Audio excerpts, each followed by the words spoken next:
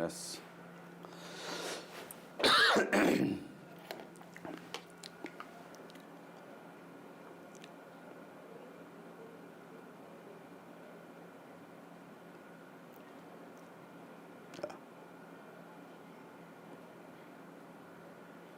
That's fine.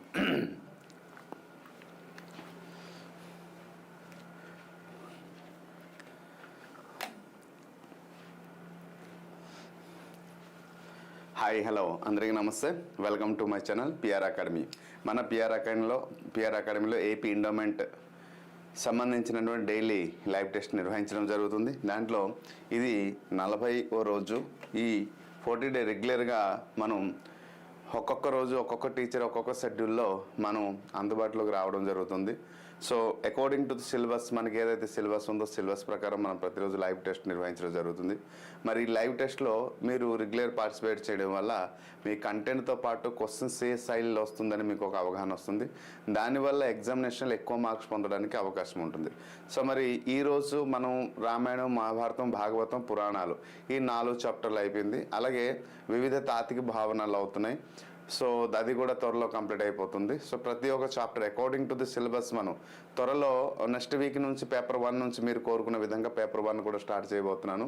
So paper 1 ఒకరోజు paper 1 ఉంటుంది, ఒకరు ఫర్ ఎగ్జాంపుల్ మండే పేపర్ 1 ఉందనుకో, ట్యూస్డే పేపర్ 2 ఉంటుంది. ఇలా మనం ప్లాన్ చేసి వస్తున్నాం. సో అందుకోసం దానికి సంబంధించినటువంటి అవగాహన అయితే కల్పించడానికి నేను ప్రయత్నిస్తున్నాను. సో ప్రతి ఒక్క ఆస్పిరెంట్కి యూజ్ఫుల్ కంటెంట్ ఇవ్వడానికి నేనైతే నా వరకు నేను ఆలోచించి ముందుకు అడుగు వేయడం జరుగుతుంది. సో మనకు ఉన్నటువంటి టోటల్ సిలబస్లలో పేపర్ 2 అనేది కొంచెం డిఫికల్ట్.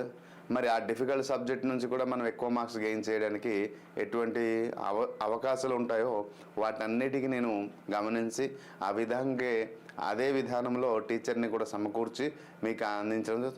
నెక్స్ట్ సండే మ్యాక్సిమం వీలైతే రీజనింగ్ క్లాస్ కూడా పెట్టే ఆలోచనలో ఉన్నాను. పేపర్ 1 నుంచి రీజనింగ్ క్లాస్. సో దానికి మీ అందరి నుంచి నేను సంపూర్ణ సహకారం కోరుతున్నాను.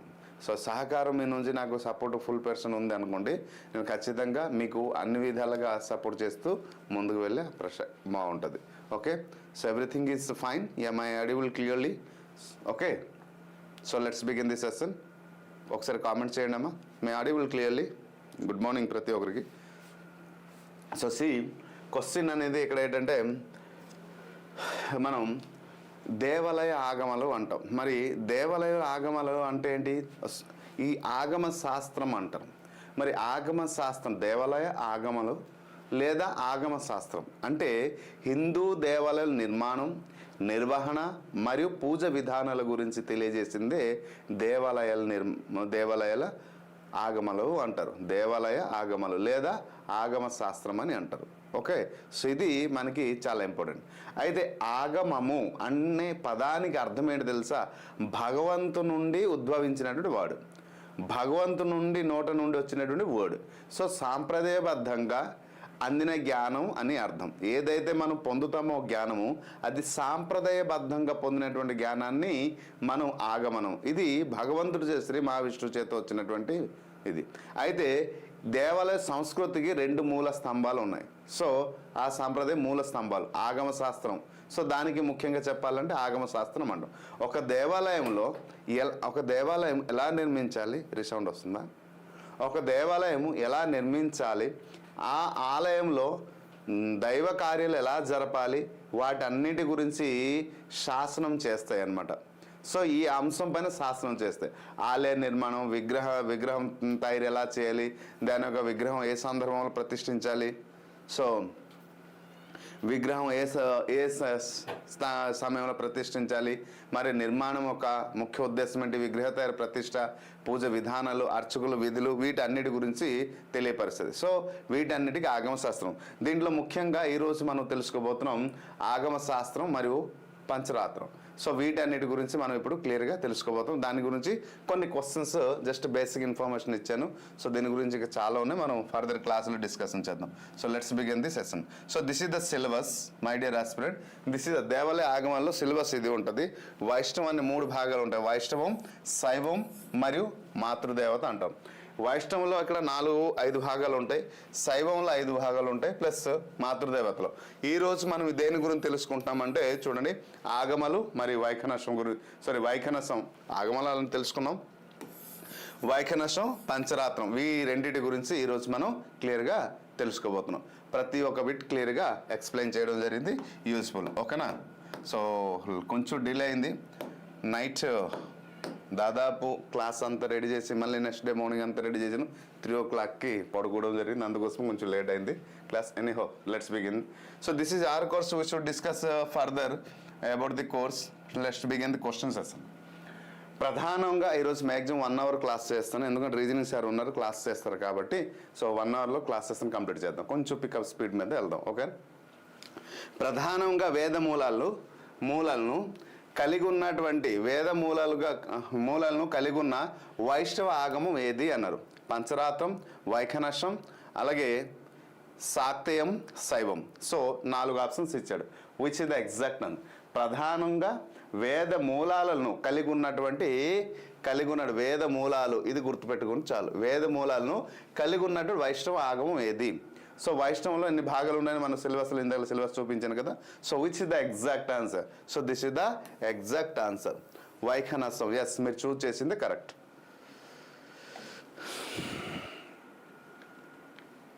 Yes, that's fine. Thank you for taking regular classes sir. Test series course paper 1-2 launch చేయండి. ఎస్, ఆల్రెడీ ఉంది కదా మన దాంట్లో test series. So right, so this is the exact answer, Vaikhanasam. So Pancharatram అంటే ఇది వేదాలకు అంగీకరిస్తుంది, కానీ తంత్రం మరియు దీక్షకి ఇది ప్రాధాన్యత ఇస్తుంది. ఇది పంచరాత్రం. మరి వైఖనసం అనేది ఏంటి? ఇది 4 వేదాల నుండి ఉద్భవించింది. ఇది వైఖనసం అనేది 4 వేదాల నుంచి ఉద్భవించింది. మరియు యజ్ఞాలు, వైదిక ధర్మాల గురించి, ప్రధానంగా పూజ విధాల గురించి విధానంగా తెలియజేస్తుంది. ఓకే, మరి శాక్తేయం అంటే అమ్మవారు శక్తి ఆరాధన గురించి తెలియజేస్తుంది. ఇక్కడ రెండోది నెక్స్ట్ శైవం. శక్తేయం అంటే శైవం అంటే శివుడి యొక్క ఆరాధన గురించి తెలియజేస్తుంది కాబట్టి. So right answer is the first one, is the right answer. Next second question చూడండి. తిరుమల శ్రీ వెంకటేశ్వర ఆలయంలో ఏ ఆగమనాన్ని పాటిస్తారు? ఏ ఆగమనాన్ని పాటిస్తారు? So Pancharatram, Vaikhanasam, Shaivam, Smartam. So which is the exact answer? Come on quick. So see here, ఇక్కడ తిరుమల తిరుపతి దేవస్థానం, ఎందుకంటే వైఖనసానికి ఇది తెలియజేస్తుంది కాబట్టి తిరుమల తిరుపతి దేవస్థానంలో, తిరుమల ఆలయంలో అర్చకులు ఈ ఆగమనాన్ని పాటిస్తారు. ఇది వైఖనస ఆగమనాన్ని వాళ్ళు పాటిస్తారు. ఓకే, ఎక్కడ అర్చకత్వం అలాగే వంశపారంపర్యంగా అది వస్తుంది. తరం ఒక తరం రెండో తరం మూడో తరం అలాగా వంశం పరంగా ఎక్కడ వస్తుంది కాబట్టి వీళ్ళు వైఖనసాన్ని అవలంబిస్తున్నారు. నెక్స్ట్, పంచరాత్రం అనే పదంలో పంచ అంటే అర్థం ఏమిటి? సో ఇది అందరికీ తెలిసినటువంటి సాధారణమైన క్వశ్చన్. పంచరాత్ర చూడండి, పంచరాత్ర అనే పదంలో పంచ అంటే అర్థం ఏమిటి అన్నారు. పంచ అంటే అందరికీ తెలుసు 5 కదా, పంచ అంటే 5 అన్నాం. So this is the easy question. But ఏంటి అది పంచ అనేది? ఏంటి పంచ అనేది? సంస్కృతంలో 5 అనే అక్షరాన్ని సూచిస్తుంది. మరి 5 అంటే 5 ఏంటి? సో 5 పంచ అంటే ఇక్కడ ఏంటన్నారంటే పంచరాత్రం. రాత్రం అంటే ఇక్కడ రాత్రులు. ఎందుకు సార్ దీనికి రాత్రం అని కలిపారు అంటే పంచరాత్ర అంటే 5 రాత్రులు అని అర్థం. దీని వెనుక ఒక ముఖ్యమైనటువంటి నమ్మకం ఉంది. ఏంటి సార్ ముఖ్యం? సాక్షాత్తు శ్రీమన్నారాయణ మహావిష్ణువే 5 రాత్రులతో పాటు 5 ముఖ్య దేవతలకు ఈ ఆగమ శాస్త్ర జ్ఞానాన్ని ఉపదేశించడం జరిగింది. ఎవరు? శ్రీ మహావిష్ణువే 5 దేవతలకి, ఈ సాక్షాత్తు శ్రీ మహావిష్ణువే శ్రీమన్నారాయణ అంటాం. ఆయనే స్వయంగా 5 దేవతలకి ఈ ఆగమ శాస్త్ర జ్ఞానాన్ని ఉపదేశించడం జరిగింది. ఓకే, సో ఎలా చేసింది ఎవరు చెప్తున్నారు? పురాణాలు చెప్తున్నాయి. సో ఆ 5 ఎవరు? అనంతుడు. గుర్తుపెట్టుకుంటే 5 ఎవరు? అనంతుడు, గురుడు, విశ్వక్షేణుడు, బ్రహ్మ మరియు శివుడు. ఈ 5 ఆయన జ్ఞానోపదేశం చేయడం జరిగింది. ఏ జ్ఞానం అమ్మా? సో ఆగమ శాస్త్రం యొక్క జ్ఞానాన్ని ఉపదేశించడం జరిగింది. రైట్. నెక్స్ట్ క్వశ్చన్ అర్థమైంది అనుకుంటాను. నెక్స్ట్ వైఖనస ఆగమం ప్రకారం ఆలయ అర్చకులు జన్మత బ్రాహ్మణులై ఉండాలనే నియమం ప్రధానంగా దేనిపై ఆధారపడి ఉంటుంది? జన్మత పుట్టినప్పటి నుంచి బ్రాహ్మణులై ఉండాలనేసి చెప్పడం జరిగింది. సో అది సాంకేతిక శిక్షణ, వంశపారంపర్య అధికారం, శ్రీరామరాజుల ఆదేశం, శ్రీరామరాజులో ఒక ఆదేశమా లేదా రాజు యొక్క అనుమతి? So which is the exact answer? Come on quick.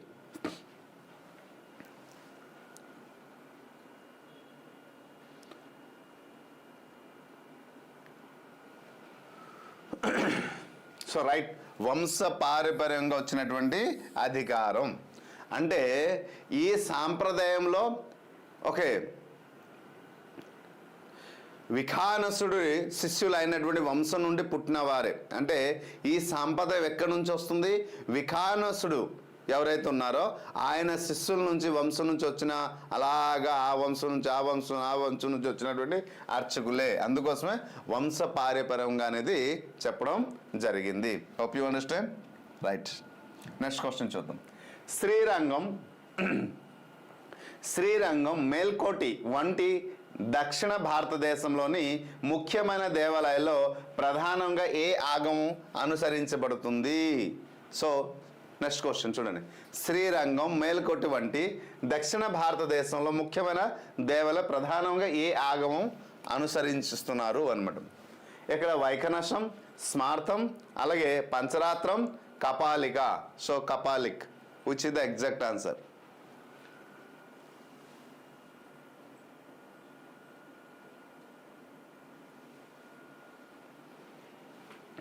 So right answer. So Pancharatram. So this is the exact answer. Pancharatram అనేది సరైన సమాధానం. అంటే ఈ పంచరాత్రం గురించి దీని గురించి చెప్పినటువంటి వ్యక్తి శ్రీరామరాజాచార్యులు అనమాట. శ్రీరామానుజాచార్యులు గారు చెప్పినటువంటి దీని గురించి విస్తృతంగా ప్రచారం చేసి అనేక ముఖ్యమైన ఆలయాలు ఏదైతే మన భారతదేశంలో ముఖ్యమైనటువంటి ఆలయాలు, ఫర్ ఎగ్జాంపుల్ తిరుపతిలో ఉన్న తిరుపతి దేవస్థానం, సో అటువంటివి ఆలయాలు అన్నీ కూడా దీన్ని అనుసరించాలనేసి చెప్పడం జరిగింది. Next question. పంచరాత్రం ఆగం ప్రకారం ఆలయ పూజారిగా మారడానికి దీక్ష అవసరమా అనేసి అడిగారు. పంచరాత్ర ఆగమ శాస్త్ర ప్రకారము ఓకేనా, ఆలయ పూజారిగా ఎవరైతే ఆలయ పూజారిగా ఉన్నారో వారికి దీక్ష అనేది అవసరమా అనేసి అడిగారు. లేదు, అవును, కొన్నిసార్లు వర్తించదు. ఒక పూజారిగా తను ఉండాలి అంటే ఖచ్చితంగా వాళ్ళు దీక్ష తీసుకోవాలా. మరి ఎటువంటి దీక్ష తీసుకోవాలి? ఓకే, ఎటువంటి దీక్ష తీసుకోవాలనేసి అడగడం జరిగింది. రాజాగారు గుడ్ మార్నింగ్. ఎస్, పద్మావతి అమ్మవారు, భద్రాచలం, యాదాద్రిగుట్ట సార్. ఎస్, చాలా ఉన్నాయి. సో రైట్, ఆగమ శాస్త్ర ప్రకారం చెప్పండి అమ్మా. ఎస్, అవును, ఖచ్చితంగా ఎస్ అని చెప్తాం. దీంట్లో ఎటువంటి సందేహం లేదు. మరి ముఖ్యంగా వాళ్ళు ఏంటన్నారండి? ఎస్, అవును, పంచరాత్రం శాస్త్రం ప్రకారం. అయితే ఇక్కడ పంచ సంస్కారం అంటాం దీన్ని. పంచరాత్రంలో పంచ సంస్కారం అనే దీక్ష ద్వారా, దీక్ష అంటే మనం అయ్యప్ప స్వామి లేదా భవానీ దీక్ష లేకపోతే ఆంజనేయ దీక్ష అది కాదు. దీక్ష అంటే ఇక్కడ ఎటువంటి దీక్ష అంటే పంచరాత్రం శాస్త్రం ప్రకారం పంచ సంస్కారం అంటారు దీన్ని. పంచ సంస్కారం అంటావు అనే దీక్ష ద్వారా అర్చకత్వాన్ని, అధికారాన్ని పొందుతారు. అంటే ఎవరైతే అర్చకులు ఉన్నారో బ్రాహ్మిన్స్, వారు ఈ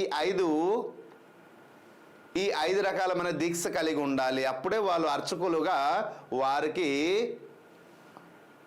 అవకాశం దక్కుతుంది. మరి ఇది నేను చెప్పిన మాట కాదండి. సో బ్రాహ్మణులు ఎవరైనా ఉంటే క్షమించాలి. ఇది శాస్త్రం చెప్పిన పరంగా ఉన్నటువంటి మాట. ఫస్ట్ తపం, రెండోది పుండ్ర. ఓకే, పుండ్రం ఫస్ట్ ఏమంటాం? తపం, రెండోది పుండ్రం, మూడోది నామం, నాలుగోది మంత్రం, ఐదోది యాగం. సో ఈ ఐదు వారికి ఉండాలి. తపం అంటే శంఖం చక్ర ముద్రలు దాని గురించి దానిపై వేడి చేసి భుజాలపై మంత్రించడం, భగవంతుని చిహ్నాలు ధరించడం. శంఖం లేదా చక్రం ఒకటి. పుండ్రం అంటే ఏంటి? సో ఊర్ధ్వ పుండ్రలు అంటే భగవంతుడు ఒక నామాలు, తిరునామాన్ని నుదుడిపై అంటే సో మనం నామం భగవంతుడు ఒక నామం ఉంటుంది కదా, ఆ తిరునామంపై నుదుడిపై ఎలా ధరించడం వాళ్ళు తెలుసుకోవాలి. సో నామం భగవంతుడు ఒక నామాన్ని నిరంతరం స్వీకరించడం, ధరించడం, పదే పదే పదే పదే అనడం. మంత్రం అంటే గురుడు నుంచి ఎవరినైనా గురూపదేశం అంటాం. సో ఈ గురూపదేశం నుంచి ఏదైనా ఒక మంత్రాన్ని, సో అష్టాక్షర మంత్రాన్ని ఉపదేశం పొంది పదే పదే పదే పదే ఆ మంత్రాన్ని జపిస్తుండం. అలాగే యోగం. ఈ యాగం అనేది ఎలా ఉంటుందంటే భగవంతుడు ఒక ఆరాధన, పూజ ఎలా చేయాలి దాని గురించి పూర్తి నీతి నియమాలతో నేర్చుకోవడం. సో అందుకోసం this is the exact answer. Hope you understand. Next,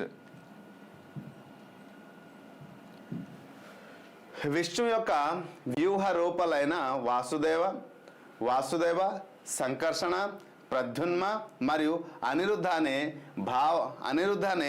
భావన ఏ ఆగమ తత్వశాస్త్రంలో ముఖ్యమైనది? Pancharatram, Vaikhanasam, Shaivam, Shakteyam. So choose the answer. Good Raja గారు, super. So which is the exact answer? Come on quick. So right answer is Pancharatram. So this is the exact answer. Pancharatram అంటాం. అక్కడ వ్యూహం అనే భావన చూడండి. వ్యూహం అనే భావన ప్రతి దేవుడు ఒక నిర్దిష్టమైన విధిని సూచిస్తుంది అనమాట. పంచరాత్రంలో సిద్ధిత్వానికి ఇది మూలం. అంటే ఈ వ్యూహం అనే భావన అనేది ప్రతి దేవుడిలో, కేవలం ఎక్కడ మహావిష్ణువే కాదు, ప్రతి దేవుడిలో ఒక నిర్దిష్ట విశ్వ విధిని, తన ఒక విధి విధానాలు ఉంటాయి కదా, ఆ విధిని సూచిస్తుంది. కాబట్టి ఎగ్జాక్ట్ ఏమవుతుందంటే Pancharatram is the exact answer. Okay, next question. Vaishnava ఆగమలలో సాధారణంగా ఆగమ శాస్త్రం యొక్క విషయాలు ఏ 4 విభాగాలుగా, 4 పాదాలుగా కూడా అంటారు, భాగాలు అంటారు, పాదాలుగా విభజించబడతాయి? జ్ఞాన, యోగ, క్రియ, చర్య, ధర్మ, అర్థ, కామ, మోక్ష, మంత్ర, తంత్ర, యంత్ర, హోమ. నెక్స్ట్ అలాగే యజ, సామ, Atharva. So which is the exact answer? Come on quick. 4 పాదాలుగా, 4 భాగాలుగా విభజించారు. వైష్ణవ ఆగమలో సాధారణంగా ఏ ఆగమ శాస్త్రంకి 4, ఇది చాలా చాలా ఇంపార్టెంట్, అంటే భవిష్యత్తులో అడగవచ్చు కూడా. సో ఏంటంటే జ్ఞాన, యోగ, క్రియ, చర్య. సో ఇది ఉండాలి. జ్ఞాన, ఈ 4 విభాగాల్లో ఆగమ శాస్త్రం అనేది ఈ తాత్వికత, ధ్యాన, ఆలయ నిర్మాణం కానీ ప్రతిష్ట చేసేటప్పుడు రోజువారీ ఆచరణలను వివరిస్తుంది. ఇది జ్ఞాన, యోగ అండ్ క్రియ, చర్య. సో ఈ 4 అనేది important. So right, next question చూద్దాం. రైట్, శ్రీ వైష్ణవ ఆచార్యుల్లో ముఖ్యులు శ్రీరామానుజాచార్యులు ఏ ఆగమాన్ని వ్యవస్థీకరించి విస్తృతంగా ప్రచారం చేశారు? ఓకే, రామానుజ గారు దేన్ని ఎక్కువ ప్రచారం చేశారు? విస్తృతంగా చాలా దాన్ని పాపులరైజ్ అయ్యేటట్టు చేయడం జరిగింది. ఓకే, కానీ దాన్ని ఒక సిస్టమేటిక్గా పాపులర్ చేశారు. ఎలా పడితే అలా చేయలేదు ఎక్కడ కూడా. Vaikhanasam, Pancharatram, Madhyam and Kaula. Okay, Madhvam, Kaula, Pancharatram, Vaikhanasam. Which is the exact answer? Come on quick చేయాలి. So right answer is Pancharatram. So Pancharatram, ఈ పంచరాత్రం రామానుజులు గారు దీన్ని వ్యవస్థీకరించి అర్చకత్వాన్ని దీక్ష ద్వారా, ఇందులో చెప్పాం కదా దీక్షలు 5 గుణాలు ఉండాలి, ఈ దీక్ష ద్వారా అందరికీ అందుబాటులోనికి తీసుకురావడం జరిగింది. So this is the exact answer. Next question చూద్దామమ్మా. వైఖనసంలో ఆలయాల్లో దైవాన్ని ఏ రకమైన పూజ విధానంలో ఆరాధిస్తారు? సో ఆలయంలో దైవాన్ని ఏ రకమైనటువంటి పూజ విధానంలో ఆరాధిస్తారు? యంత్ర రూపం, అగ్ని రూపం, విగ్రహ రూపం, నిరాకార రూపం. మంచి క్వశ్చన్ ఇది. So choose.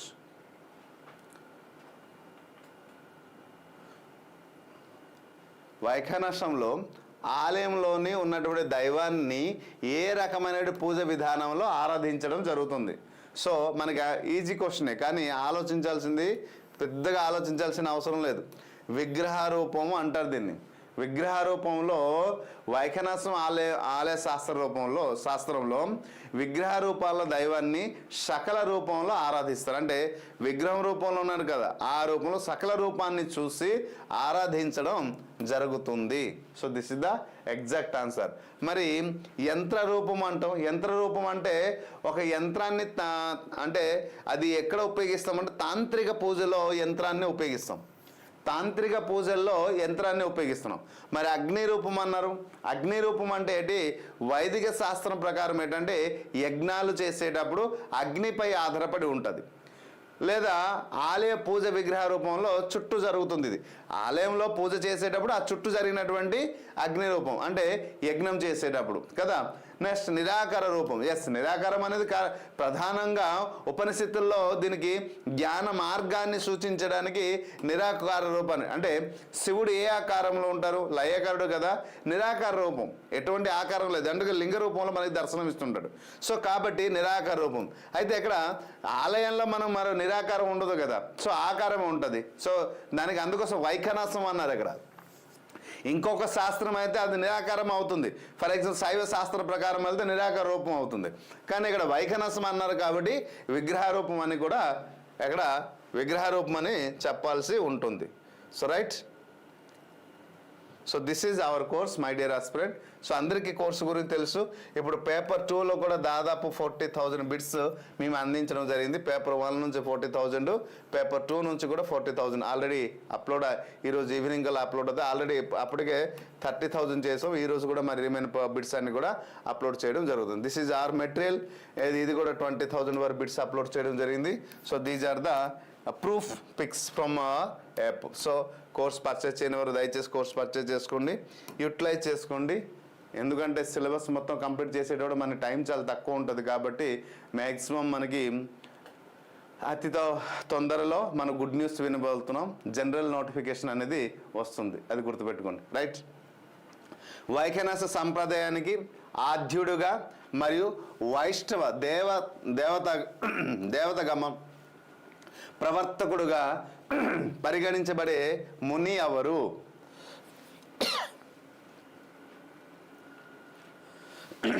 వశిష్ఠుడు, విశ్వామిత్రుడు, విఖానసుడు, భృగువు. So it's the exact answer. So right answer, come on quick.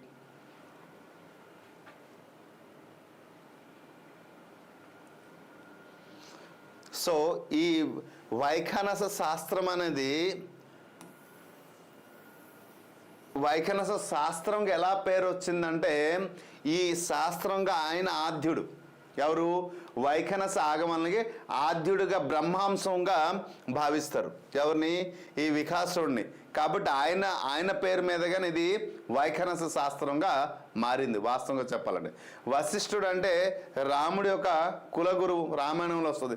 విశ్వామిత్రుడు గాయత్రి మంత్రాన్ని కర్తగా ప్రసిద్ధి. మరి విశ్వామిత్రుడు మనకి తెలుసు ఏం చేశారు? రాముడు శ్రీరాముడు అవ్వడానికి గొప్ప కారకుడు కదా. సో భృగు మహర్షి అయితే విఖానసుడు నుండి శిష్యరికంలో ఒకరు. సో భృగు మహర్షి ఎవరు అంటే ఈ విఖానసుడు ఉన్నారు కదా, ఆయనటువంటి శిష్యుల్లో భృగు మహర్షి ఒకరు. సో వైఖానస సాహిత్యంలో ఒక దాని గురించి అయితే ఈ వైఖానస సాహిత్యం చాలా సాహిత్యాలు ఉన్నాయి, దాంట్లో ఒకటి ఈ భృగు మహర్షి అనేది రాశారు. సో భృగు మహర్షి ఎవరు శిష్యుడు? సో వైఖానసుడు యొక్క భృగు మహర్షి శిష్యుడు. ఆయన రాసినటువంటి అనేక సంహితలలో రచయితలలో ఈయన భృగువు ఆయన. ఓకే. సో నెక్స్ట్ వన్, పంచరాత్రం ఆగమం వైఖానసంతో పోలిస్తే పూజాధికారంలో ఎలా ఉంటుంది? సో మరింత కఠినమైనది, మరింత మరింత వేదపరమైనది, మరింత ఉదారమైనది మరియు విస్తృతమైనది, అలాగే స్త్రీలకు అనుమతి లేదు. So which is the exact answer? Come on quick.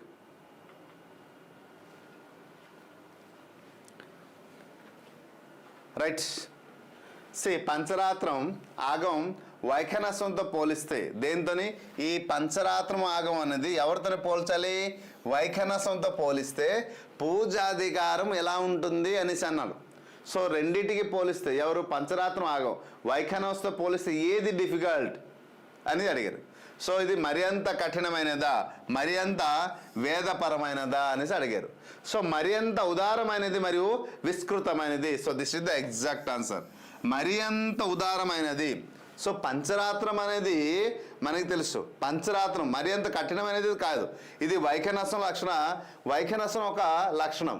పంచరాత్రం వైఖనసంతో పోలిస్తే ఎవరితో పోల్చాలి? పంచరాత్రం. వైఖనసంలో ఎక్కువ కఠినమైనటువంటి శిక్షణలు ఉన్నాయి. ఓకే ఓకే ఇది వైఖనసం అనేది దీంట్లో ముఖ్యంగా గమనించాలి.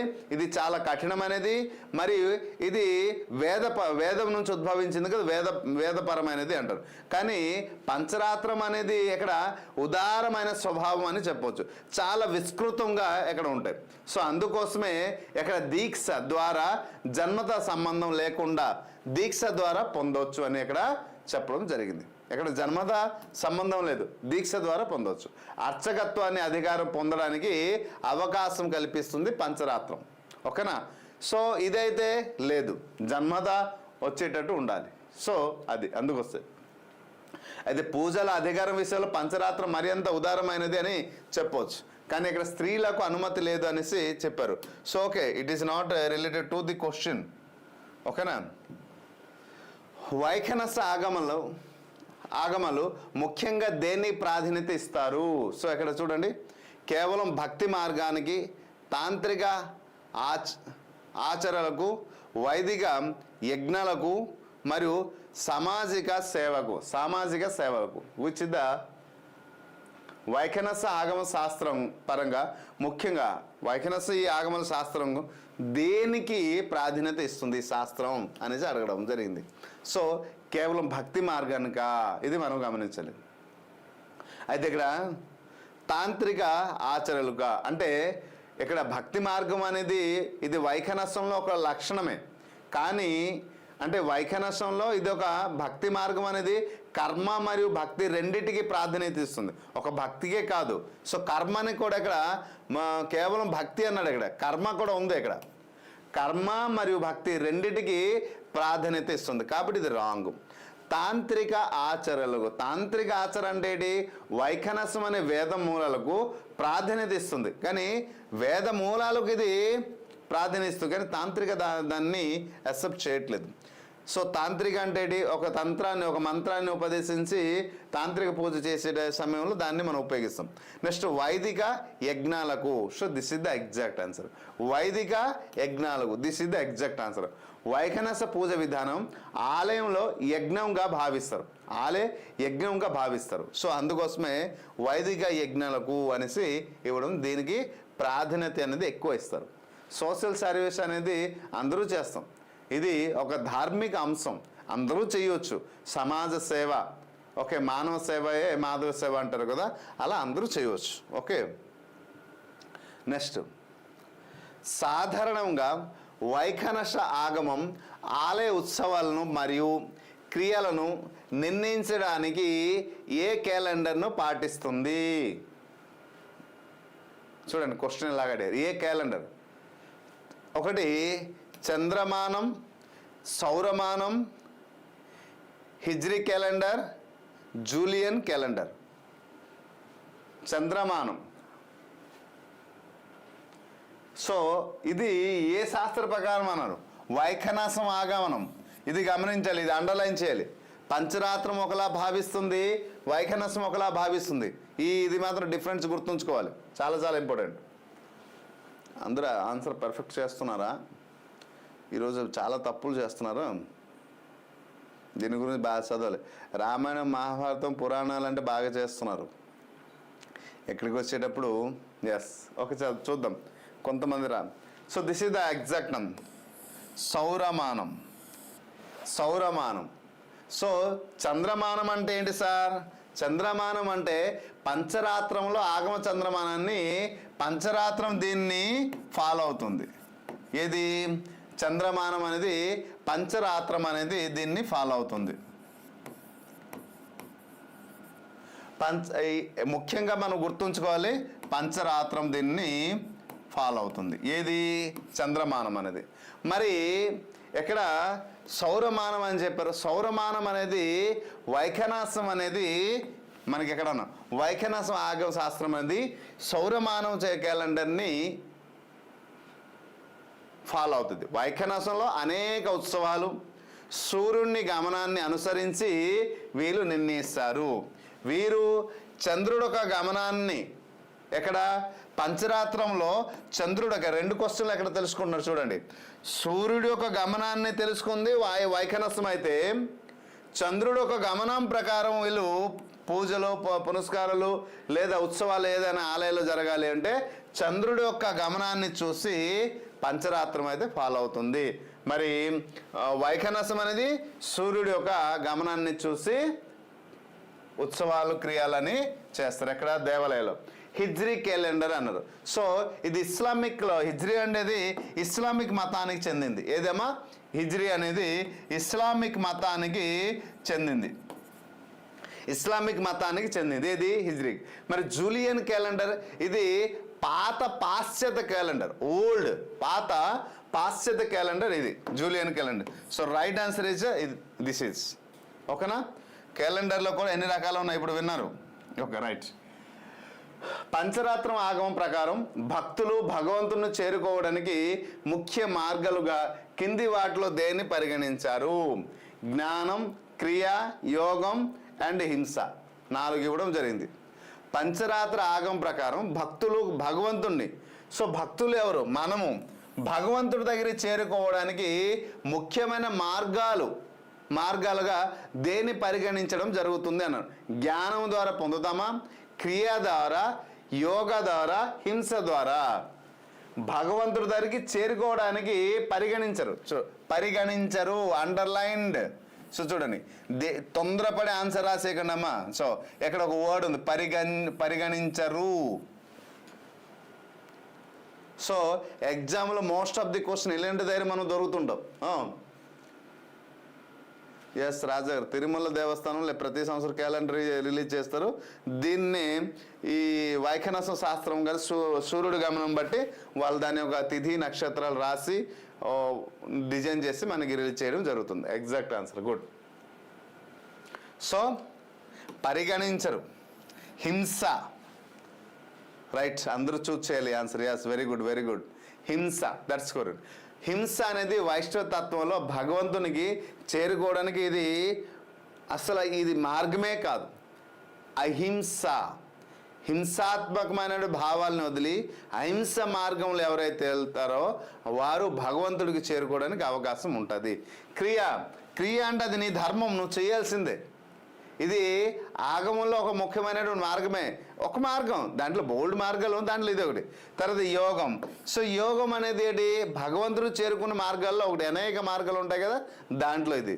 జ్ఞానం అనేది భగవంతుడు ఎవరు, సో భగవంతుడు ఎవరు, ఏ దారిలో వెళ్తే మనం భగవంతుడిని చేరుకోవడానికి దారి చూపించిన జ్ఞానాన్ని మనం ఉపయోగిస్తాం. సో ఇవన్నీ. సో చేరుకోవడానికి మనం అసలు ఎప్పటికీ కూడా మన భగవంతుడి దగ్గర చేరుకోలేమేమంటే అహింస. సార్ మీరు అలా అంటారు, మరి అలా అన్నప్పుడు రావణాసుడుగా పుట్టి కూడా భగవంతుడి దగ్గరికి ఎన్నో అహింసలు చేశాడు. మరి హిరణ్యాక్షుడు ఎన్నో అహింసలు చేశారు, అయినప్పుడు భగవంతుడు చేరుకోలేదా అని మీకు డౌట్ రావచ్చు. ఎస్, కానీ మీరు గమనించారా, వాళ్ళు హింసలు చేశారు, కానీ వాళ్ళ దగ్గర జ్ఞానం ఉంది, క్రియ ఉంది, చాలా మంచి పనులు ఉన్నాయి. మనం అంటే రావణాసురుడు అనేటప్పుడు ఫస్ట్ మనం చెడు గుణాలు చూస్తాం, హిరణ్యాక్షుడు అంటే చెడు చూస్తాం. కానీ ఆ బ్రహ్మ తపస్సు చేసి బ్రహ్మదేవుడు నొప్పించి ఆ వరం పొందడానికి ఎంత ఘోరమైన తపస్సు చేశాడు. నిజంగా చెప్పాలి, రావణాసురుడు 4 వేదాలు పఠించేవాడు, శివతాండవ స్తోత్రాన్ని రచించినవాడు, అంత గొప్ప జ్ఞానవంతుడు. తన ఉపశమనం చేసి అమ్మవారిని సాక్షాత్తు కూస్మండ అమ్మవారిని తన దగ్గర ఉంచినటువంటి గొప్ప వ్యక్తి. సో అంత భయంకరమైనటువంటి జ్ఞానవంతుడు ఎవరు? నిజంగా చెప్పాలంటే గొప్ప బలవంతుడు, జ్ఞానవంతుడు, ఒక విధంగా చెప్పాలంటే ధర్మాత్ముడే. కానీ ఆ ధర్మం అంతా కూడా ఒక చిన్న మనం అంటుంటాం కదా మాటలో, 30 రోజుల్లో 29 రోజులు గొప్ప పని చేసి చివరికి ఒక్క రోజులో ఒక్క పూట కానీ మనం తప్పు పని చేసామంటే ఈ 29 రోజులన్నీ పోతాయి. ఆయన చేసినటువంటి పొరపాటు ఒకే ఒక పొరపాటు. ఆ పొరపాటు వలన ఆయనని మనం తప్పుగా ఊహించాం. సో అదే ఇక్కడ చెప్తుంది, అదే అధర్మం. ఒక పని చాలు. సో అందువల్ల రావణాసురుడు అంటే చెడు దృష్టిలో చూస్తాం, కానీ రావణాసురుడిని కూడా పూజించే ప్రాంతాలు కొన్ని ఉన్నాయి మన ప్రపంచంలో, తెలుసా? సో అందుకోసమే రావణాసురుల గొప్ప గుణాలు చూడాలి. ధర్మాత్మ ఒక విధంగా చెప్పాలంటే 4 వేదాలు చదివి చాలా జ్ఞానవంతుడు. తనలో అన్నీ ఉండేటప్పుడు మనిషికి ఏమొస్తుంది? అహంకారం అనేది వస్తుంది. సో అహంకారం వల్ల కొన్ని తప్పుడు నిర్ణయాలు చేసి, ఇప్పుడు దుర్యోధనుడు కూడా ఒక విధంగా చెప్పాలంటే మిత్రబంధంలో ఉన్నాడు, స్వార్థమైన బంధంలో. తనలో ఉన్నటువంటి ఏంటంటే ధనం పట్ల ఉన్నటువంటి లోభం. నేనే గొప్పవాడిని, నా చుట్టూ అందరూ ఉన్నారు కాబట్టి నాకు ఈ సృష్టిలో ఈ విశ్వమంతటా నాకు దాసవం పలుకుతుందనే ఒక భావన. సో అందువల్ల తను అక్కడి నుంచి అధర్మ మార్గంలో వెళ్ళడం జరుగుతుంది, అంతే. సో వేరేది కాదు. So right. So which is the exact answer అమ్మా? హింసాను. Next question. వైఖనస ఆగమానికి ముఖ్యమైనటువంటి 4 సంహితలను రచించినట్లు భావించే మునులు ఎవరు అన్నారు? విశ్వామిత్రుడు, Kaundinya, next Bhrigu Maharshi, Atri Maharshi, Marichi, okay, Kashyapa, Narada, Sandilya, next Angirasa, Valmiki. So which is the exact answer? చేయాలి.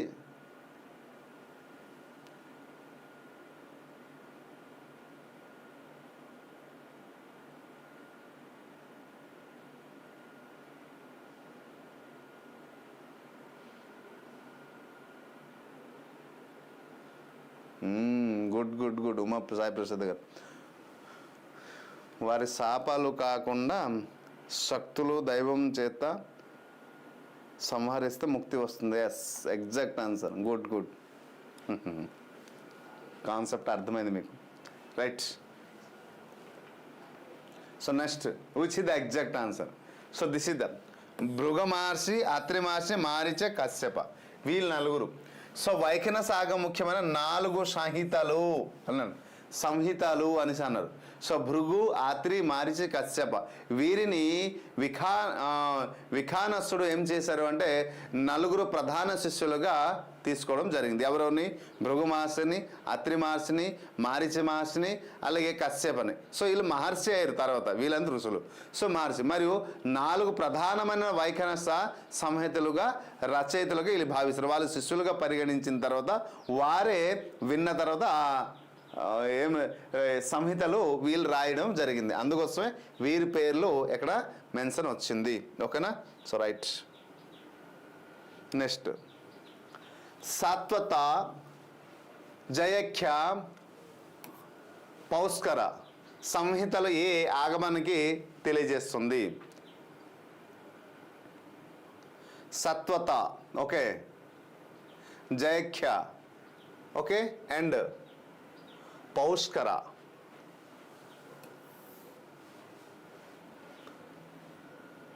ఏంటన్నారు?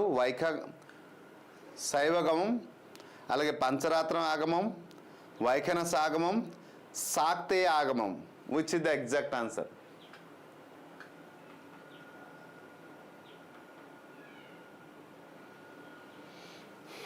పంచరాత్ర ఆగమం is the exact answer. Yes, మీరు చెప్పింది కరెక్ట్. పంచరాత్ర ఆగమం అనేది correct answer. Okay. So right answer is Pancharatram ఆగమం అనేది కరెక్ట్. ఈ సంహితలో పంచరాత్రంలోనే ముఖ్యమైన 3 సంహితలుగా పరిగణించడం జరిగింది. కాబట్టి దిస్ ఇస్ ద రైట్. చూడండి, శైవగమంలో శివుడు గురించి తెలియజేస్తుంది. ఇది వేరే సంహితల గురించి తెలియజేస్తుంది. కానీ ఇక్కడ సంహితల గురించి ఇక్కడ మెన్షన్ చేయరు. శైవతత్వం అనేది శైవతత్వంలో మనం శైవగం అని శైవతత్వంలో మనకు తెలుస్తుంది. వైఖానసంలో దీన్ని సంహితలుగా భృగు, ఆత్రి, మరిచి, కశ్యప మనుల చేత రచించబడ్డాయి. ఏది వైఖానస ఆగమం అనేది. ఓకే, ఇది నెక్స్ట్ శాక్తేయం అమ్మవారి గురించి తెలియజేస్తుంది. So this is not related ఇక్కడ. ఓకే, ఇది కొంచెం రెండు రిలేటెడ్గా ఉంది. బట్ ఇక్కడ పంచరాత్రం ఆగమం గురించి మనం ఇక్కడ తెలియజేస్తుంది. దేనికి చెందుతుంది అంటే సత్వత అండ్ జయఖ్య అండ్ పౌష్కర, ఈ మూడు కూడా దేనికి పంచరాత్ర ఆగమాన్ని తెలియజేస్తుంది. ఇటువంటివి మాత్రం ఖచ్చితంగా, అంటే స్టోరీ బేస్డ్ కాదు, ఇవన్నీ కాన్సెప్ట్ బేస్డ్ కాబట్టి ఖచ్చితంగా నేర్చుకోవాల్సింది. వైఖానస ఆగమంలో పూజ విధానంలో అమృతార్చన అంటే ఏమిటి? అమృతార్చన అంటే ఏమిటి? అమృతార్చన రైట్, నిరాకార రూపాన్ని పూజించడం, విగ్రహ రూపాన్ని పూజించడం, పీఠాన్ని పూజించడం, సూర్యుడిని పూజించడం. అమృతార్చన, అమృత అంటే ఏమిటి? ఓకే, మంచి క్వశ్చన్. ఒక్కసారి మంచి క్వశ్చన్ కూడా కన్ఫ్యూజ్ చేస్తుంది. ఓకేనా? నిరాకార రూపాన్ని పూజించడం, విగ్రహ రూపాన్ని పూజించడం, పీఠాన్ని పూజించడం, సూర్యుడిని పూజించడం. మనం చూడండి వైఖానసంలో ఇటుకి అమృతార్చన అంటే ఏమిటి అంటే అమూర్తం అంటే నిరాకార రూపాన్ని పూజించడం అన్నారు. So which is the exact answer అంటే నిరాకార రూపం. ఈరోజు చాలా ఎక్కువ తప్పులు ఆన్సర్ చూస్ చేశారు. ఎందుకంటే చాలామంది తప్పులు ఆన్సర్ రాశారు.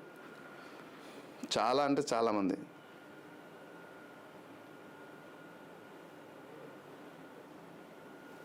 So right answer is this is the నిరాకార రూపాన్ని పూజించడము అంటారు. సో అమృతార్చన అంటే అర్థం ఏంటంటే నిరాకార రూపాన్ని పూజించడం అంటే ఎటువంటి ఆకారం, విష్ణు ఒక నిష్కల లేదా నిరాకార రూపాన్ని ధ్యానం ద్వారా ఆరాధించడమే అమృతార్చన అంటారు. విగ్రహ రూపంలో పూజించడం అంటే దీనికి సమూర్తార్చన అంటారు. ఏమంటారు? అమూర్త అంటే చూడండి, అమూర్త అంటే నిరాకార రూపం, అమూర్త అంటే మనం ఏంటన్నాం నిరాకార రూపం. నిరాకార రూపం కదమ్మా, ఏది నిరాకార రూపం అంటాం. నిరాకార రూపం ఏంటి? అమృతార్చన. మరి విగ్రహ రూపం అయితే సమూర్తార్చన అంటాం. సమూర్తార్చన దీన్ని అనవచ్చు అంటే సమూర్తార్చన అనవచ్చు. ఏంటనవచ్చు? సమూర్తార్చన అని చెప్పవచ్చు. ఏది? దీన్ని విగ్రహాన్ని పూజిస్తే సమూర్తార్చన, విగ్రహం లేకుండా పూజిస్తే అమృతార్చన అని అంటారు. మరి ఇంకోటి ఏంటంటే పీఠాన్ని పూజించడం. పీఠాన్ని పూజించడం అంటే విగ్రహం అంటే ప్రతిష్ఠించిన తర్వాతే కదా ఒక దశకి వస్తుంది, అప్పుడు దాన్ని పూజించడం. పీఠం అంటే ఇప్పుడు చూడండి, అనేక మన భారతదేశంలో ముఖ్యంగా 4 పీఠాలు ఉన్నాయి. దాన్ని శంకరాచార్యుల చేత స్థాపించబడ్డాయి. సో ఆ 4 పీఠాలు భారతదేశాన్ని, ఈ సృష్టిని ముఖ్యంగా చెప్పాలి అంటే కాపాడుతుంది. శంకరాచార్యుల చేత ఈ 4 పీఠాలని స్థాపించడం జరిగింది. ఆ శంకరాచార్యులే మహా శివుడు యొక్క అంశం అని చెప్తారు. ఓకే, పురాణాల్లో శాస్త్రాల్లో ఆయన చేత 4 దిక్కుల్లో 4 పీఠాన్ని స్థాపించడం జరిగింది. ఈ 4 పీఠమే మనకి ముఖ్యంగా ఎక్కువ భారతదేశాన్ని కాపాడుతుంది అని చెప్పడం జరిగింది. సో సూర్యునికి ఈయన పంచరాత్ర పూజలలో దేవతల్లో ఒకరు కాబట్టి this is not. So right answer is the నిరాకార రూపాన్ని పూజించడము. అమృతార్చన అంటే నిరాకార రూపము. మరి సమూర్తార్చన గుర్తుంచుకోండి. సమూర్తార్చన అంటే విగ్రహ రూపాన్ని పూజించడం. ఇది ఇంపార్టెంట్ పాయింట్. ఎందుకు మిస్టేక్ జరిగింది అంటే నాకు అర్థమైంది దీని గురించి బేసిక్ నాలెడ్జ్ అనేది చాలామందికి లేదు అనేసి అర్థమైంది.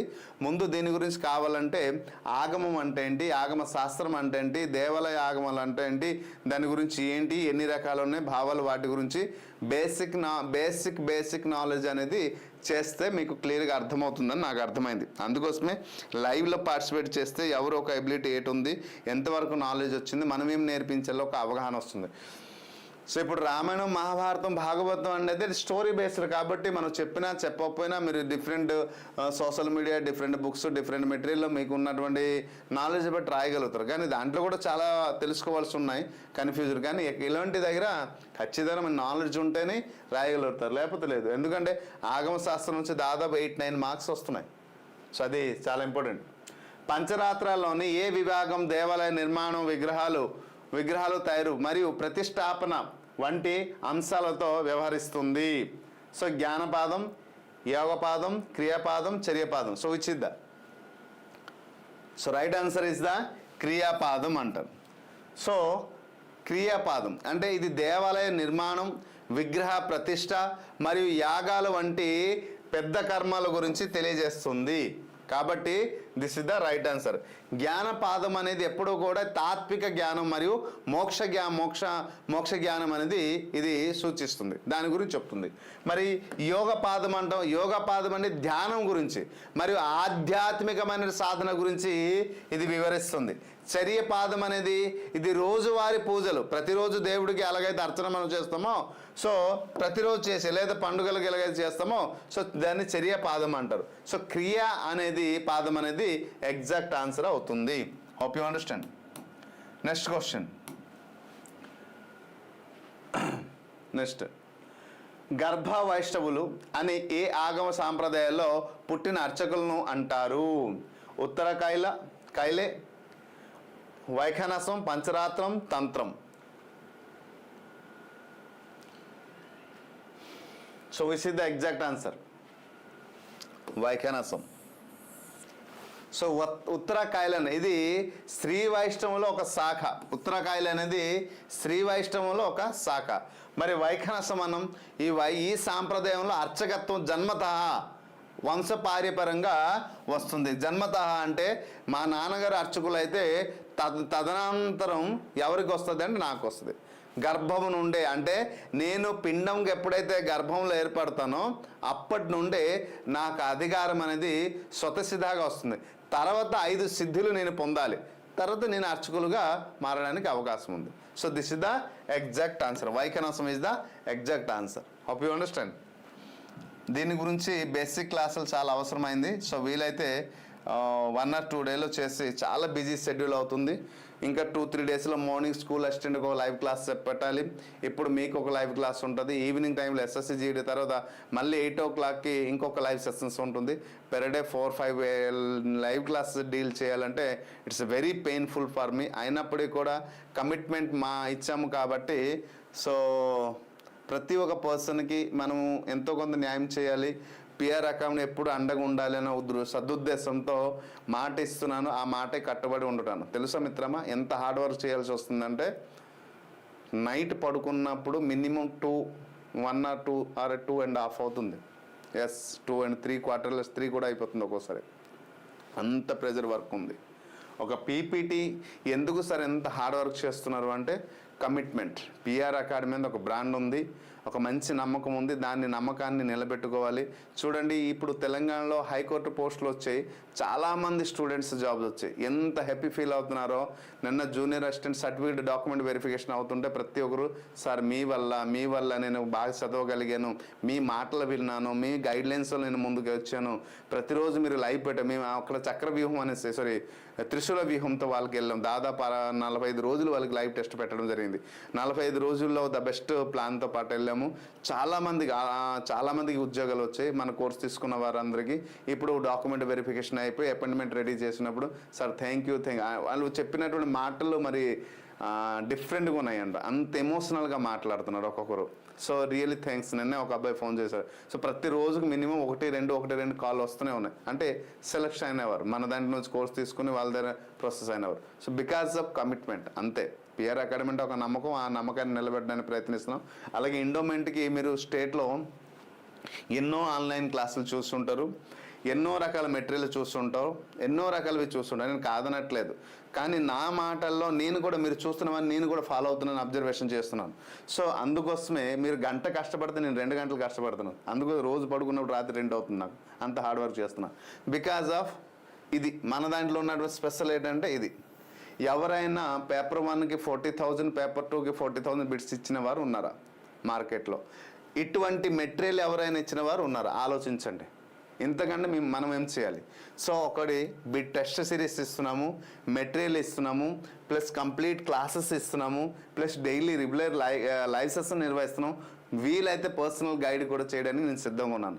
సార్ నాకు ఈ టాపిక్లో కొంచెం వీక్గా ఉన్నాను, ఈ టాపిక్ ఎలా చదివితే నాకు మంచి మార్క్స్ వస్తాయి, సలహాలు సూచనలు ఇవ్వండి అంటే అతి త్వరలో గ్రూప్ని క్రియేట్ చేస్తున్నాను. డైరెక్ట్ నాతో మీరు మాట్లాడవచ్చు. ఖచ్చితంగా దానికి కావాల్సిన సజెషన్ అయితే నేను ఇస్తాను. చాలామంది ఇటువంటి మాట్లాడేటప్పుడు ఎగ్జామ్స్ మన లైవ్ నుంచి లెఫ్ట్ అయిపోతారు. వాళ్ళు వస్తారు, వాళ్ళు లైవ్లో పార్టిసిపేట్ చేసి వెళ్ళిపోతుంటారు. They are not connected with me. So with me కానీ విత్ అవర్ కోర్స్. సో వారి గురించి అయితే నేను మాట్లాడలేదు. ఖచ్చితంగా నేను సాధించాలి, పట్టుదలతో నిలబెట్టాలి, అనుకున్న గమ్యానికి చేరుకోవాలని భావన ఎవరితో ఉన్నారో నాతో ట్రావెల్ చేయండి. ఖచ్చితంగా మీ చేతిలో ఈఓ పోస్ట్ ఉండేలా నేను చేసి పెడతాను. నా వరకు నేను ఎంతవరకు సపోర్ట్ చేయాలో అంతవరకు సపోర్ట్ చేసి మిమ్మల్ని ముందుకు తీసుకెళ్ళడానికి శతవిధాలుగా ప్రయత్నిస్తాను. సో కలిసి ఉందాం. ప్రెజర్ పెరుగుతుంది కాబట్టి పెర్ డే 4-5 లైవ్ పెట్టడం అనేది చాలా డిఫికల్ట్ అయినప్పటికీ కూడా చేస్తున్నానంటే కేవలం కమిట్మెంట్ అంతే. ఓకేనా? నెక్స్ట్, పంచరాత్ర సాంప్రదాయాల్లో భక్తులు లేదా అర్చకులు విష్ణువుతో అనుసంధానం పొందడానికి ఉపయోగించే పంచ సంస్కారాల భాగం కానిది ఏది అని అడిగారు. సో ప్రతి ఒక్కరు రాజగారు థ్యాంక్ యూ సార్, ప్రతి ఒక్క త్రివేణి మేడం థ్యాంక్ యూ, ప్రతి ఒక్కరికి మనస్ఫూర్తి థ్యాంక్ యూ చెప్తున్నాం. మోస్ట్ వెల్కమ్, థ్యాంక్ యూ చెప్పినాను. Test KVC channel, test series channel okay. Material test series sir పెడితే ఇంకెవరు ఓల్ మరి క్లాసులు ఎవరు తీసుకోరు సార్, ఓల్ మెటీరియల్ తీసుకుంటామంటారు అంతే. Okay right. పంచరాత్ర సాంప్రదాయాలు భక్తులు లేదా జనరల్ నోటిఫికేషన్ వచ్చిన తర్వాత అది పెడదామని ఆగి ఉన్నాను, అందుకోసమే. సో రైట్, యజ్ఞం ద్వారా మనకి ఏమొస్తుందంటే ఇది వైదిక కర్మల్లో ప్రధానమైనది, కానీ పంచ సంస్కారంలో భాగం కాదు ఇది. ఇది వాడు ఏమనగంటే పంచ సాంప్రదాయంలో భక్తులు లేదా అర్చకులు విష్ణువుతో అనుసంధానం పొందడానికి ఉపయోగించే పంచ సంస్కార భాగం కానిది ఏది అన్నాడు. సో యజ్ఞము, తపము, పుండ్రము, మంత్రము మనం చెప్పాం కదా 5 రకాలు ఉండాలని. సో దాంట్లో ఓకే మనం ఆల్రెడీ డిస్కషన్ చేయడం జరిగింది, కానీ ఇక్కడ రావడం జరిగింది. ఓకేనా? నెక్స్ట్, వైఖానసంలో దైవం యొక్క నిష్కళ రూపంలో దేనికి సూచిస్తుంది అని అడిగారు. విగ్రహ రూపం, భక్తులో కనిపించే రూపం, నిరాకారమైనటువంటి సుప్రీం బ్రహ్మరూపం, మరియు నృత్యం చేసే రూపం. So which is the exact? వైఖానసంలో దైవం యొక్క నిష్కళ రూపం. మంచి క్వశ్చన్ అడిగారు. నిష్కళ రూపం దేనికి సూచిస్తుంది? నిష్కళ అనేది ఇంతకుముందు మనం డిస్కషన్ చేసేవాడు. నిష్కళ అనేది నిరాకారమైనటువంటి సుప్రీం బ్రహ్మరూపం అని చెప్పవచ్చు. ఎటువంటి ఆకారం లేనిది. ఇది విష్ణు యొక్క పర లేదా అత్యున్నతమైనటువంటి నిరాకార రూపం అని చెప్పవచ్చు. విష్ణుదేవుడు యొక్క నృత్య రూపంలో అంటే శివుడు క్రియారూపం అంటాం దీన్ని. క్రియారూపంలో ఉంటే నృత్య రూపం అంటారు. మరి భక్తులు కనిపించే రూపం అంటే విగ్రహ రూపం కదా. ఇది కూడా సకల రూపం, అందరికి సకల జనంలో అందరికీ కనిపించే సకల రూపం విగ్రహ రూపం అంటాం. నెక్స్ట్ ఫస్ట్ ఏంటి? విగ్రహ రూపం. సో అందరికీ కనిపించింది, సో సకల రూపం అంటారు. ఈ రెండు ఒకే అర్థాన్ని, ఒకే భావాన్ని సూచిస్తుంది. So right answer is what? నిరాకారమైనది. నెక్స్ట్ క్వశ్చన్, పంచరాత్రం నారాయణుడు 5 రాత్రులు ఉపదేశించిన బోధనలు నుండి ఉద్భవించిందని నమ్ముతారు. ఆ 5 రాత్రులు దేన్ని సూచిస్తుంది? 5 విగ్రహాలు, 5 మహాయజ్ఞాలు, 5 శిష్యులు, ఓకే గ్రాహకులు అంటే విన్నవారు. సో 5 నదులు. సో దేన్ని సూచిస్తుందమ్మా? వైఖానసంలో పంచరాత్రం నారాయణుడు భగవంతుడే కదా రావడం జరిగింది. 5 రాత్రులు ఉపదేశించడం. ఇంతకుముందు ఎవరో మన మిత్రులు కామెంట్ ఇచ్చారు 5 days and 5 nights అండి, కానీ అక్కడ రాత్రులనే ప్రాధాన్యత తీసుకున్నారు. మరి పగలు వచ్చినప్పుడే కదా రాత్రులు వస్తుంది. మీరు అన్నది కూడా కరెక్టే, మీ ఆన్సర్ కూడా కరెక్ట్ అని కాదు. మన రాజుగారు ఎవరు కామెంట్ చేశారు, ఎస్ గుడ్ ఎబిలిటీ. నిజంగా కొంతమంది చూస్తుంటే మంచి ఎబిలిటీ కనిపిస్తుంది కొంతమందిలో, feel appreciate very well. Okay, ఇక్కడ క్వశ్చన్ అడిగినటువంటి దాన్ని మనం రాత్రులు అంటే దానికి ప్రాధాన్యత ఇచ్చాడు, అంటే రాత్రి పైన ప్రాధాన్యత ఇచ్చాడు కాబట్టి పంచరాత్రులు అన్నారు. సో ఇక్కడ క్వశ్చన్ ఏమడిగాడు, 5 రాత్రులు దేనికి సూచిస్తుంది అంటే ఇక్కడ 5 శిష్యులు గ్రాహకులు అనేవారు ఎవరైతే ఉన్నారో వారిని సూచిస్తుంది. సో 5 విన్నారు కదా దీన్ని, 5 విన్నారు. సో 5 శిష్యుల్ని ఉపదేశించారు జ్ఞానం దీనికి ప్రసిద్ధి. శ్రీమన్నారాయణ మహావిష్ణుమే ఈ 5 దీని గురించి చెప్పడం జరిగింది. ఓకే, నారాయణుడే 5 రాత్రులను మొత్తం అంటే ఈ ఆగమ శాస్త్రం అంతా బోధన చేయడం జరిగింది. ఓకేనా. సో నెక్స్ట్, వైఖనస సాంప్రదాయం ప్రకారం ఒక పంచరాత్రం అర్చకుడు వైఖనస అర్చకుడిగా మారడం సాధ్యమా? చూడండి, వైఖనస సాంప్రదాయ ప్రకారము ఇది డిఫికల్ట్ కదా. ఒక పంచరాత్ర అర్చకుడు వైఖనస అర్చకుడుగా, పంచరాత్ర అర్చకుడు ఒక విధానం వేరేగా ఉంటుంది, వైఖనస అర్చకుడు అనేది వేరేగా ఉంటుంది. అందుకోసమే పంచరాత్ర అర్చకుడు వైఖనస అర్చకుడు మారడము సాధ్యమేనా? క్వశ్చన్ని కొంచెం ఇది అప్లికేషన్ క్వశ్చన్. ఎలాంటి క్వశ్చన్స్ అడిగేటప్పుడు ఖచ్చితంగా మనం జాగ్రత్తగా ఆలోచించి రాయాలి. పంచరాత్ర అర్చకుడు వైఖనస అర్చకుడుగా మారడానికి అవకాశం ఉందా? పంచరాత్రం అనేది ఈజీ, కఠినమైన సరళమైనది, కానీ వైఖనస అర్చకుడుగా మారడం అనేది కఠినమైనది కాబట్టి చాలా కష్టం. లేదు, ఎందుకంటే అధికారం జన్మతా మాత్రమే లభిస్తుంది. ఏది? వైఖనసలో జన్మతా లభిస్తుంది. లేదు, ఎందుకంటే అధికారం జన్మతా మాత్రం లభిస్తుందని చెప్పడం జరిగింది. వైఖనసంలో అర్చకులు కేవలం గర్భం నుంచే వస్తుంది. అంటే ఒక పిండంగా తను ఏర్పడినప్పుడు ఎప్పుడైతే అప్పటి నుంచి తనకి అధికారం ఉన్నాడని చెప్పవచ్చు. అందుకోసం జన్మత వీళ్ళకి అధికారం వస్తుంది పరిమితం. కానీ పంచరాత్రం అలా చెప్పలే. సో పంచరాత్రం ఏం చెప్తుంది అంటే ఎవరైతే విధి విధాలని నమ్ముకుంటారో, ఎవరైతే నేర్చుకుంటారో వారికైతే అవకాశం ఉంటుంది. కానీ ఎక్కడైతే మాత్రం అలా ఛాన్స్ లేదు. ఓకే, దీక్ష ద్వారా అధికారం లభించే పంచరాత్రంలో ఇది దీక్ష ద్వారా ఏమి పంచరాత్రం అధికారం పొందుతారు, కానీ వైష్ణవులు అయితే కానే కాదు. ఓకే, రాజు అనుమతి అనేది ఒకప్పుడు పూర్వకాలంలో. ఓకే, ఇది ఆగమ శాస్త్ర నియమాన్ని తెలియజేస్తుంది. ఓకేనా. నెక్స్ట్, అవును, గురుకులంలో విద్యను అభ్యసించడం ద్వారా, గురుకులంలో విద్యని అభ్యసించడం వల్ల ఇది కూడా వైఖనసంలో చెందుతుంది. సో విద్యను ఇప్పుడు వైఖనసం అనేది గురుకులంలో విద్యని చాలా కఠినంగా నేర్పించేవారు అప్పుడు. సో దాన్ని అనుసరించి వెళ్తారు కాబట్టి దట్ ఈస్ వైష్ణవ ఆగమంలో చర్య పాదం దేని గురించి వివరిస్తుంది? చూడండి, చర్య పాదం అంటే చర్య అంటే మనం చెప్పడం జరిగిందా, చర్య పాదం దేని గురించి వివరిస్తుంది అనేసి అన్నారు. సో తాత్విక జ్ఞానం, యోగాభ్యాసం, రోజువారీ పూజలు, ఉత్సవాలు మరియు ఆచారాలు, సో దేవాలయ నిర్మాణం. ఎస్, రైట్, మంచి క్వశ్చన్. వైష్ణవ ఆగమంలో చర్య పాదం అన్నారు. చర్య పాదం అంటే చర్య పాదం ఏంటి? చర్య పాదం. సో ఇక్కడ చర్య పాదం అనేది తాత్విక జ్ఞానమా, యోగ అభ్యాసమా, రోజువారీ పూజలు, ఉత్సవాలు మరియు ఆచరణలు. చర్య అన్నాడు. చర్య అంటే కదా రెగ్యులర్ వర్కే కదా. సో ఈజీగా ఆన్సర్ చేయవచ్చు దీన్ని. So right answer is third one is the right answer. చర్య అంటే రోజువారు మనం ఇప్పుడు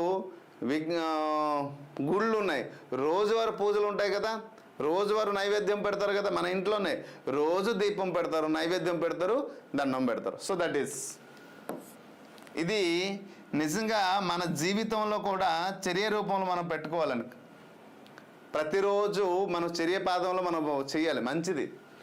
వైఖనస మరియు పాంచరాత్రం ఆగమంలో మధ్య ముఖ్యమైన, చూడండి, వైఖనస మరియు పంచరాత్ర ఆగముల మధ్య ముఖ్యమైన సిద్ధాంతపరమైన తేడా దేనికి సంభవించింది?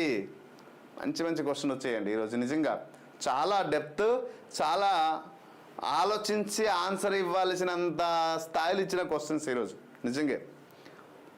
పూజించే దేవుడు, పూజాధికారం, ధరించాల్సిన దుస్తులు, ఆలయ ప్రాంగణం యొక్క పరిమాణం. So right answer is this is పూజాధికారం. వైఖానసం మరియు పంచర ఆగమల మధ్య ముఖ్యమైన సిద్ధాంతపరమైన ఏ తేడాని సంబంధించిన పూజాధికారం. సో వైఖానసంలో అర్చకత్వం జన్మదా వస్తుంది, పంచరాత్రంలో దీక్ష ద్వారా వస్తుంది. ఇప్పుడు నేను బ్రాహ్మణుని కాదు, సద్బ్రాహ్మణుని కాదు కదా నేను. సో నేను దీక్ష తీసుకున్న తర్వాత నేను పూజ చేయవచ్చు, తప్పు లేదు. ఇప్పుడు మనం చాలామంది చూస్తున్నాం, దీక్ష తీసుకున్న తర్వాత పూజలు చేస్తున్నారు. దీక్ష తీసుకున్న తర్వాత పూజ, అది ఏది పంచరాత్రం చెప్తుంది కదా. కానీ ఇది మా వైఖానసం మాత్రం అలా ఒప్పుకోదు. మీరు జన్మతా వస్తేని యువర్ ఎలిజిబుల్, లేకపోతే లేదు అని చెప్పడం జరుగుతుంది. ఓకే, ధరించాల్సిన దుస్తులు వీటి అన్నిటి నాట్ రిలేటెడ్ టు, కాబట్టి మరి దాని గురించి ఎక్స్ప్లెయిన్ చేయాల్సిన పెద్దగా ఏమి ఉండదు. వైష్ణవ దేవాలయాల్లో నిత్య పూజ మరియు నైమితిక పూజలకు మార్గనిర్దేశం చేసే శాస్త్రాలు ఏవి? ధర్మశాస్త్రాలు, మీమాంస శాస్త్రాలు, ఆగమ శాస్త్రాలు, ఉపనిషత్తులు. ఈరోజు నిర్వహించినటువంటి ఎగ్జామ్ 30 క్వశ్చన్లో ఖచ్చితంగా మీకు రేపు పొద్దున ఎగ్జామ్లో ఒక్క క్వశ్చన్ అయినా ఉంటుంది, రాసి పెట్టుకోండి. అంత మంచి మంచి క్వశ్చన్ సెలెక్ట్ చేయడం జరిగింది. ఖచ్చితంగా ఒక క్వశ్చన్ అయినా ఉంటుంది.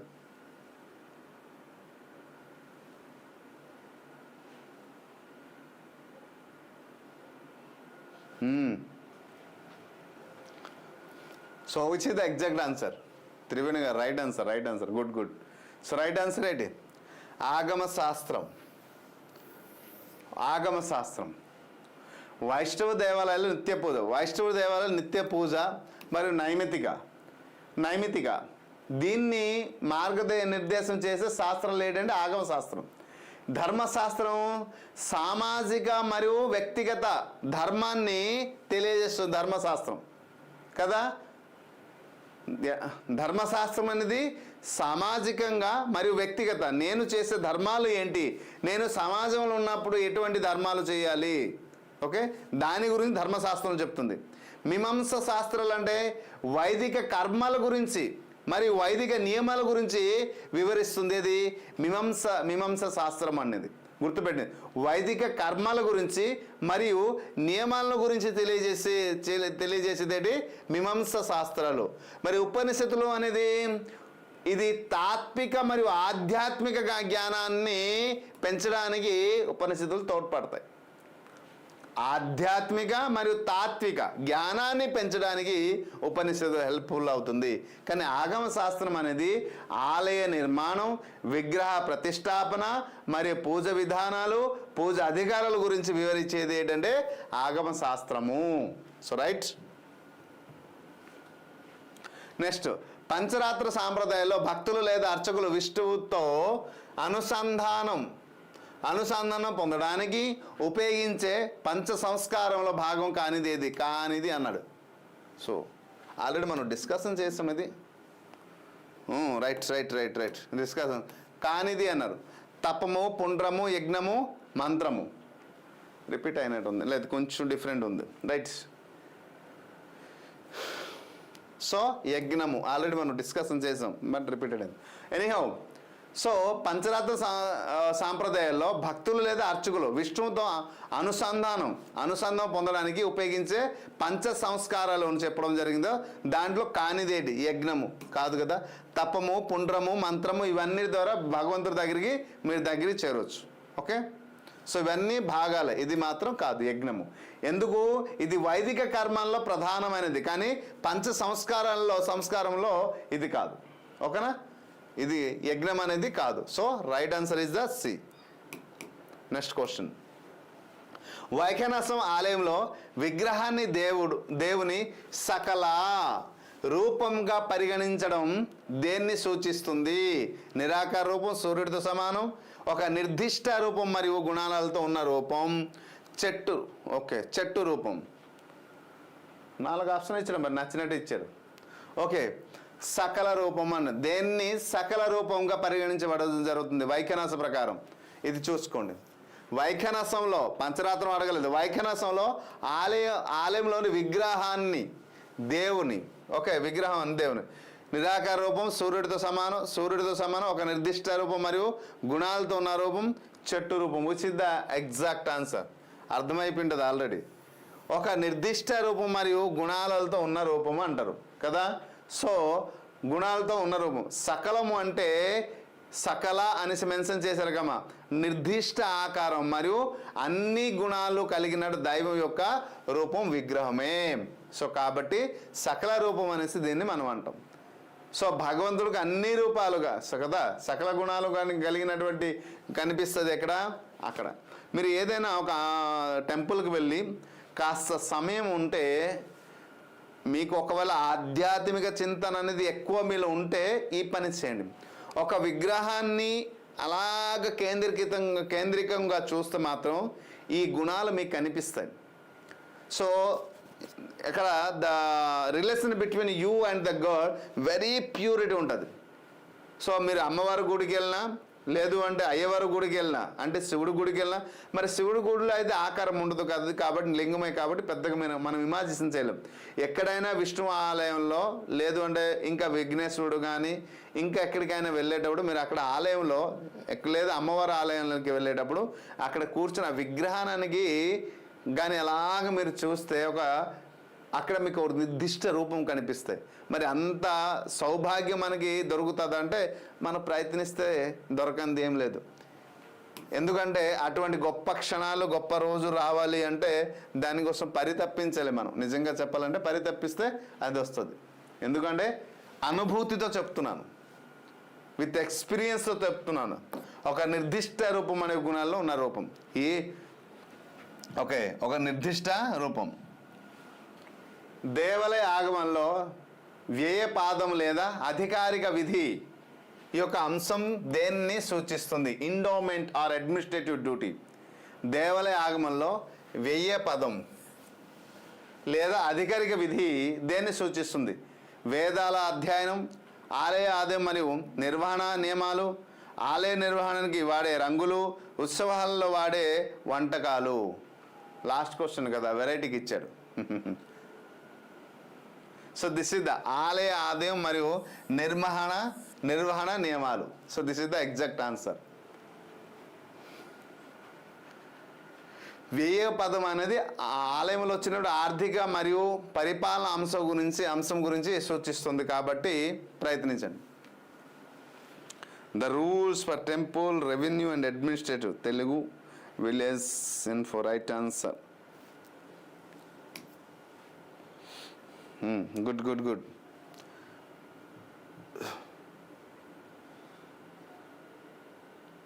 So this is our course my dear friends. Course గురించి అందరికీ తెలుసు. రచన మేడం ఉన్నారా మీరు లైవ్లో? Nice, thank you. సారీ ఈరోజు ఐడెంటిఫై చేయలేదు, ఎందుకంటే క్లాస్ ఉంది కాబట్టి ఎక్కువసేపు మరి డిస్కషన్ చేయలేదు.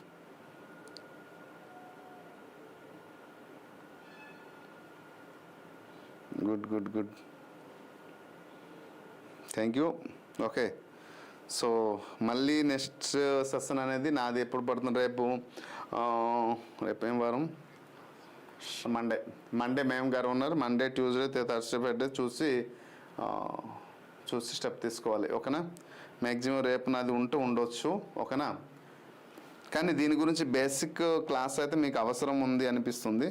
సో బేసిక్ క్లాస్ కూడా నేను చేసి అందిస్తాను. అంటే ఫర్ ఎగ్జాంపుల్ ఆగమం అంటే ఏంటి, శాస్త్రం అంటే ఏంటి, వైఖనస్యం అంటే ఏంటి, పంచరాత్రం అంటే ఏంటి. సో ఇవి మనకి బేసిక్ నాలెడ్జ్ అనమాట. సో వీటి గురించి కొంత ఆ పంచరాత్రంలో ఉన్నటువంటి శాస్త్రాలు ఏంటంటే వచ్చి పంచరాత్రం అని దేనికి అన్నారు, వీటి గురించి కొంచెం మీకు అవగాహన కల్పించి కొంచెం బేసిక్ క్లాస్ చేస్తే మీకు క్లియర్గా అర్థమవుతుంది. Okay sir, thank you Triveni madam garu. So అందరూ కలుద్దాం రేపటి సెషన్లో, మళ్ళీ కలుద్దాం. Okay, thank you. ఇంకా నెక్స్ట్ లైవ్ క్లాస్ ఉంది కాబట్టి ఎక్కువసేపు నేను మాట్లాడలేను. Thank you, bye. మళ్ళీ కలుద్దాం రేపటి సెషన్లో. ఓకేనా? ఒకవేళ మీరు డిఎస్సి టెట్ ప్రిపేర్ అయితే నైట్ మనం కండక్ట్ చేసినప్పుడు ఇంగ్లీష్ సెషన్కి రండి. ఓకేనా? Thank you, bye.